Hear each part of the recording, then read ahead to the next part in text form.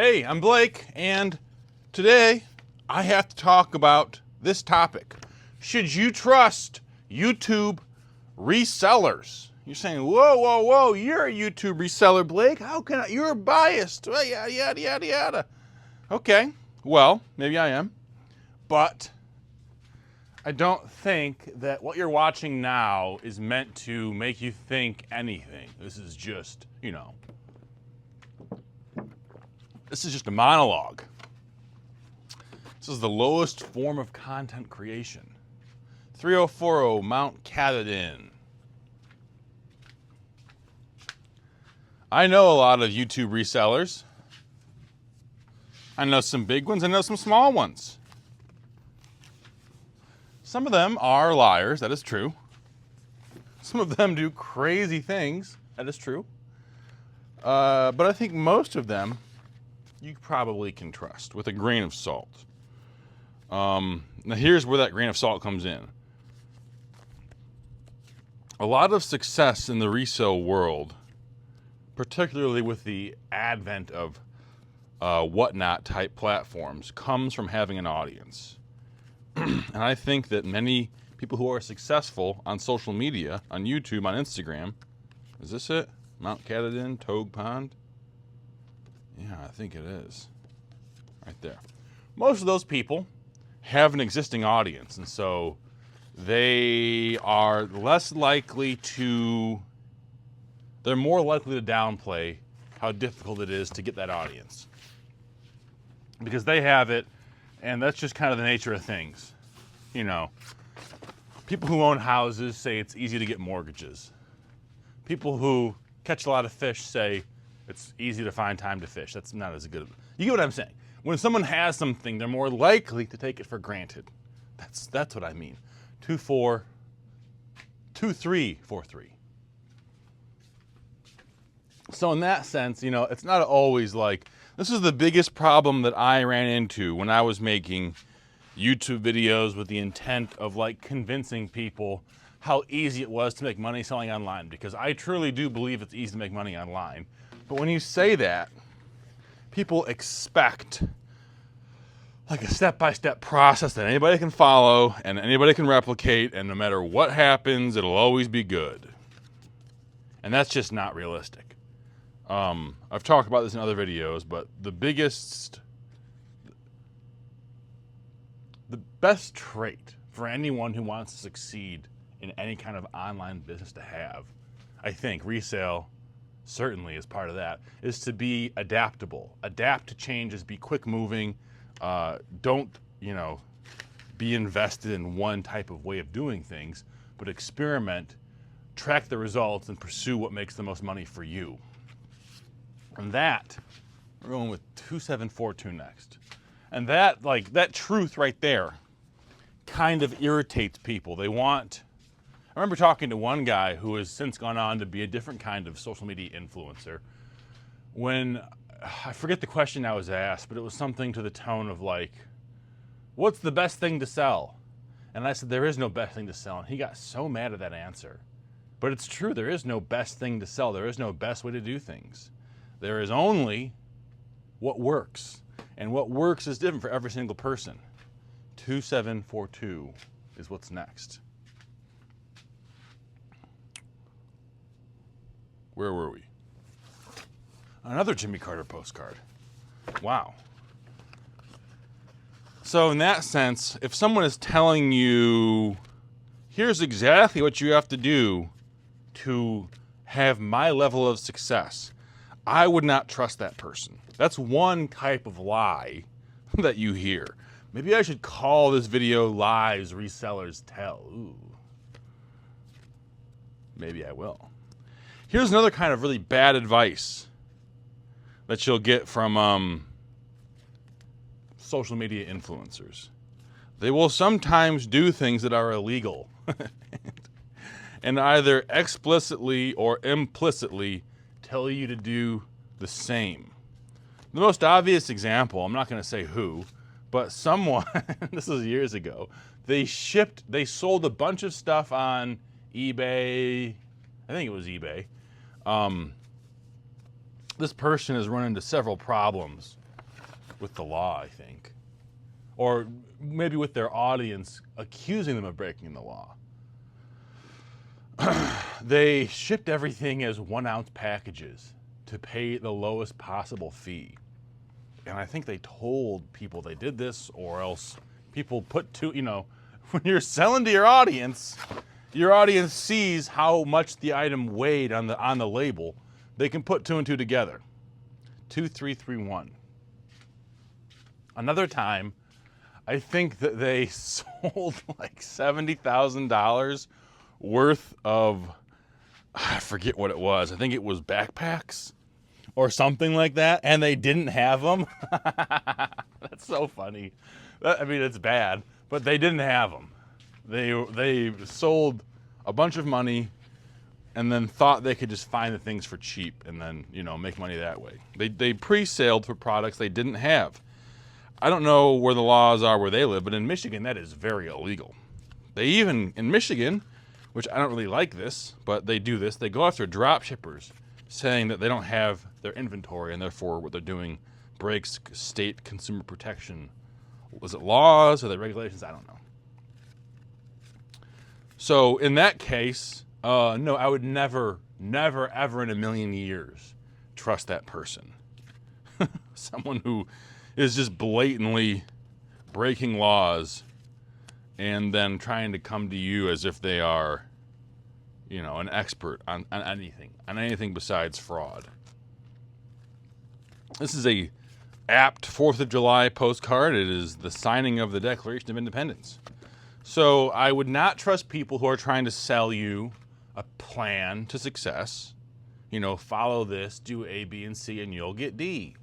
That's not how it works. I'm sorry. I would not trust people who are openly committing fraud and then, asking for your forgiveness. I just don't. Listen, it's a free country. You can say what you want to say. You can believe who you want to believe. But if someone does that, if someone is routinely defrauding entities, you, their audience, the government, whatever, don't listen to them. Don't trust those people. And then thirdly, are there people out there who just give bad advice, who are just, they want to hear the sound of their own voice and they are saying things as fact when they're not necessarily fact? 2694 is next. And I think that probably is a bigger gray area in the resale world. I can say what works for me, somebody else can say what works for them, and they don't have to be, they can be, they can be mashing heads even. There can be more than one way to skin a cat, as the saying goes. 2694. Mall Assembly Grounds, Monteagle, Chattanooga. There's also, I guess, this big claim that this is, you know what? I should bring this up. I will name names now. A long time ago, and maybe it still happens, Rally Roots would find vintage t-shirts in Florida. And they had a big audience, and they would get tens of thousands of views per video. And people would accuse them of putting t-shirts in thrift stores and then buying the t-shirts as if they were in the store just for the sake of content. And that is about the stupidest thing I have ever heard. No one who has any kind of success is doing that. You'd have to be a complete moron to routinely be fooled by that. And there's not, if a video gets 40,000 views, I'm sorry, it's not 40,000 morons watching it. There's probably 10 morons watching it who are conspiratorial lunatics who think everyone who experiences any success is fraud. That's the other end of the spectrum. Some people are good at things. I'm sorry. Just because one person is bad at things doesn't mean that everyone who tries to do it is also bad at things. It's called a skill divide. Skill, intelligence, aptitude, all falls on a bell curve. That's nature. Some people are better at finding vintage t-shirts. Some people are better at defrauding 70,000 single moms.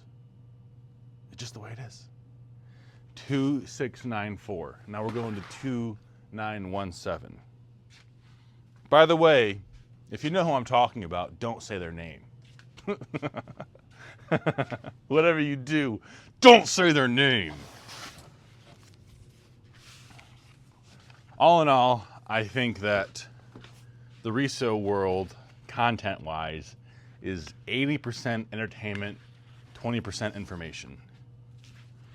And the people who are most successful are the ones who really lean into that entertainment value.